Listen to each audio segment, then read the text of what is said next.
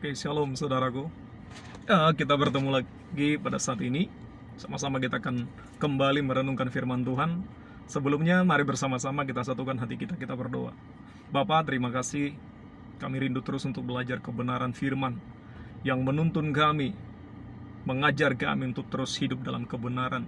Tolong kami Allah Roh Kudus untuk kami boleh mengerti firman-Mu dan kami boleh menghidupi firman Tuhan di dalam nama Yesus. Amin. Baik, saudaraku yang terkasih, saat ini kita akan sama-sama kembali mempelajari, membaca, merenungkan firman Tuhan sehingga kita bisa menjadi pelaku daripada firman. Saat ini kita akan belajar dari firman Tuhan dari Lukas pasal yang ke-15 ayatnya yang ke-7. Saya akan bacakan Lukas pasal yang ke-15 ayat yang ke-7. Firman Tuhan berkata, "Aku berkata kepadamu, demikian juga akan ada sukacita di sorga karena satu orang berdosa yang bertobat, lebih daripada sukacita karena 99 orang benar yang tidak memerlukan pertobatan." Nah, kalau saudara membaca, saudara melihat di dalam Alkitab elektronik saudara, itu tulisannya bukan warna hitam, tapi warna merah. Nah, Lembaga Alkitab Indonesia membuat tulisannya itu warna merah, menunjukkan bahwa firman itu adalah pernyataan langsung dari Tuhan Yesus, atau itu firman langsung dari Tuhan sendiri, hanya dikasih warna merah. Jadi di sini ini Alkitabnya tulisannya ini warna merah, berarti ini langsung perkataan dari Yesus. Dan Yesus berkata, "Aku berkata kepadamu," kepada murid-muridnya. Yesus berkata, "Demikian juga akan ada sukacita di sorga karena satu orang berdosa yang bertobat." Jadi ketika satu orang bertobat, firman Tuhan berkata ada sukacita besar di sorga. Nah, sebenarnya apa sih yang paling Tuhan rindukan? Apa sih kerinduan Tuhan? Apa sih tujuan Tuhan datang ke dunia ini? Di dalam ayat firman Tuhan yang lain, Yesus berkata bahwa aku datang ke dunia untuk mencari dan menyelamatkan yang terhilang. Jadi kerinduan Tuhan datang ke dunia ini bukan sekedar memberi berkat, bukan sekedar memberikan masa depan yang penuh pengharapan, bukan. Itu hanya dibutuhkan selama kita di dunia. Tapi Yesus berkata, aku datang ke dunia ini. Bahkan dia meninggalkan kemuliaannya, dia meninggalkan sorga, tahta, di mana semua ada kenyamanan, di mana ada semua penghormatan yang dia miliki. Dia tinggalkan semuanya itu. Dia datang ke dunia yang hina dina, di mana dunia ketika dia datang, dunia tidak mengenal dia. Makanya dunia menangkap dan menyalibkan dia.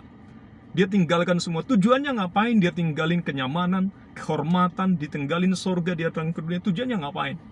Yesus berkata, aku datang untuk mencari dan menyelamatkan yang terhilang. Dan firman Tuhan ini berkata, jika satu orang yang terhilang diselamatkan, firman Tuhan berkata, Yesus berkata, ada sukacita besar di sorga. Karena di dalam ayat yang lain juga firman Tuhan berkata, satu orang selamat, beribu-ribu malaikat di sorga bersorak-sorai. Berarti dalam pengertian melalui firman Tuhan ini, jelas kita tahu bahwa kerinduan Tuhan yang terbesar adalah jiwa-jiwa diselamatkan. Ada orang yang berpindah dari neraka ke sorga. Itu yang paling Tuhan rindukan, lebih daripada harta benda yang mungkin kita persembahkan, lebih daripada hal lain yang bisa kita persembahkan. Yang sangat Tuhan rindukan yang kita persembahkan adalah jiwa-jiwa diselamatkan. Makanya Yesus berkata dengan sangat jelas di sini, ada sukacita besar di sorga jika satu orang berdosa bertobat. Dikatakan lebih daripada sukacita karena 99 yang tidak 99 orang benar yang tidak memerlukan pertobatan. Ya. Jadi kalau orangnya sudah benar, Yesus juga berkata, aku datang bukan untuk mencari orang benar. Orang benar tidak perlu dicari, karena mereka sudah menjadi warga kerajaan surga. Yang perlu dicari adalah orang yang terhilang, supaya mereka kembali ke rumah, kembali ke habitat sesungguhnya, yaitu tinggal bersama-sama dengan Tuhan.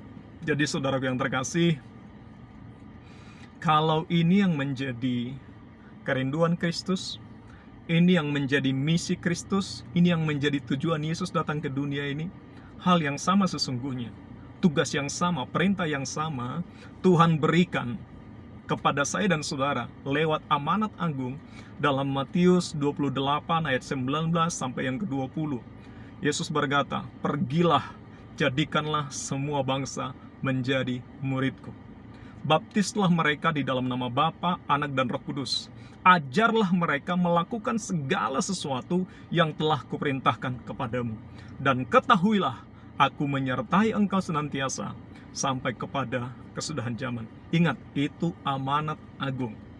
Amanat agung tidak diperuntukkan hanya kepada gembala, kepada penginjil, kepada pendeta, kepada pemimpin-pemimpin rohani, enggak. Amanat agung diperuntukkan kepada semua orang yang telah menjadi murid Kristus. Kalau engkau mengaku engkau orang Kristen dan engkaulah seorang murid, amanat agung adalah tugas saya dan saudara.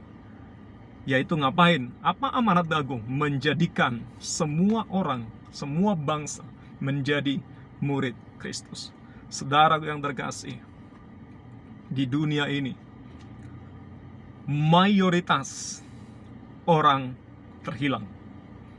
Kalau kita bertemu di jalan-jalan, kita bertemu di kampus, kita bertemu di tempat kerja, mayoritas orang terhilang. Apa sih yang dimaksud dengan orang yang terhilang? Seperti apa ciri-ciri orang terhilang? Orang yang terhilang ciri khasnya adalah dia hidup jauh dari Tuhan. Dia hidup tidak mengandalkan Tuhan.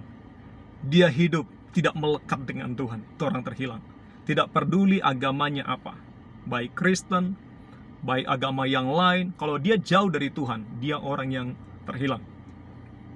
Dan tugas saya dan saudara untuk mencari dan menyelamatkan orang yang terhilang, membawa mereka kepada Kristus. Karena Yesus berkata, "Akulah jalan, kebenaran, dan hidup. Tidak seorang pun yang sampai kepada Bapa kalau tidak melalui aku."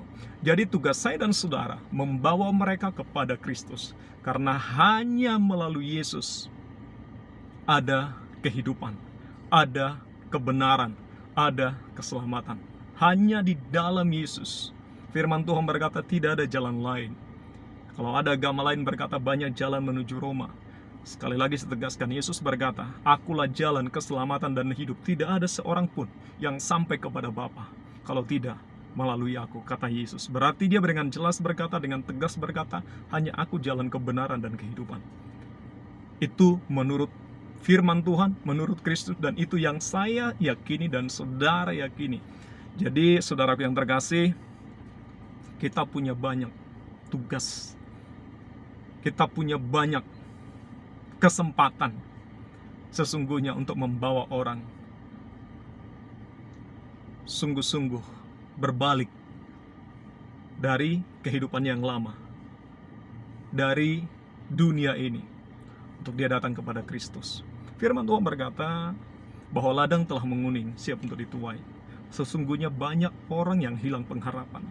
Banyak orang yang sedang bergumul dalam hidupnya dan mereka tidak tahu bagaimana jalan keluarnya.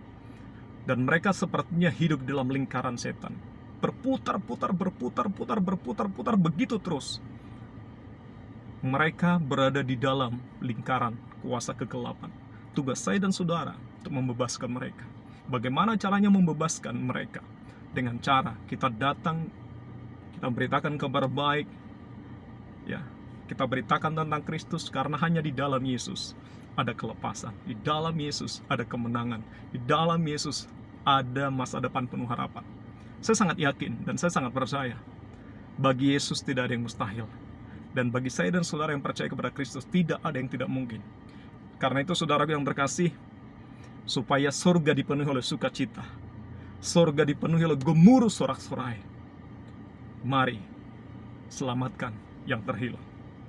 Mari ajak orang-orang untuk mengalami pertobatan, berbalik dari jalan-jalan yang jahat, untuk mengikuti jalan-jalan kebenaran, untuk mengikuti Kristus.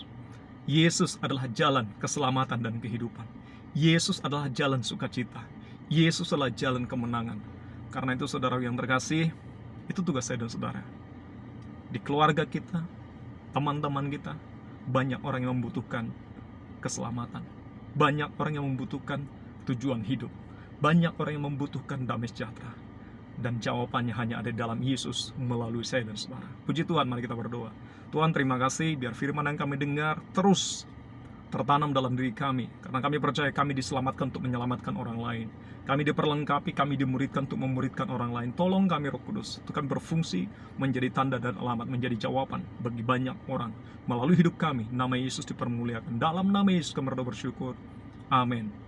Puji Tuhan saudara yang terkasih, sampai ketemu lagi. Tetap bertekun, tetap setia dalam Tuhan. Haleluya. Amin.